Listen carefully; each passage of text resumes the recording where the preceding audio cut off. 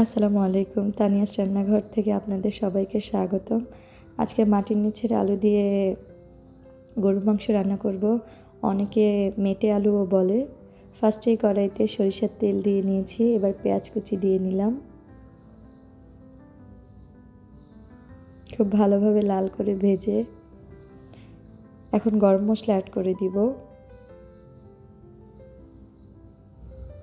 এই পর্যায়ে আদা বাটা অ্যাড করব, কাঁচা জিরা বাটা অ্যাড করব, রসুন বাটা, সবগুলোকে খুব ভালোভাবে ভেজে একটু পানি অ্যাড করে দিব। এখন হলুদের গুঁড়া, মরিচের গুঁড়া,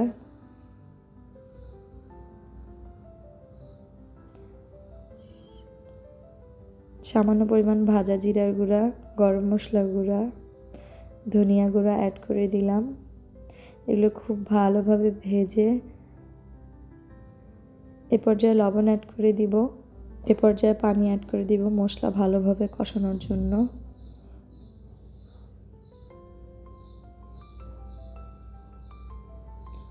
এই তো মশলা কষে গায়ে তেল ভেসে উঠেছে। এ পর্যায়ে আমরা ধুয়ে রাখা গরুর মাংসগুলো অ্যাড করে দিব।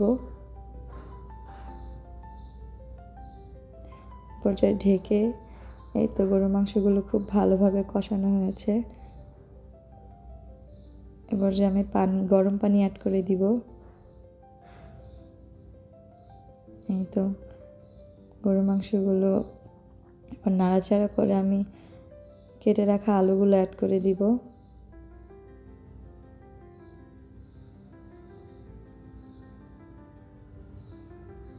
এই তো আমাদের সুস্বাদু মাটির নিচের বা মেটে আলু যে যেটাই বলুক, এ পর্যায়ে আমি জিরার গুঁড়া ছিটিয়ে দিলাম।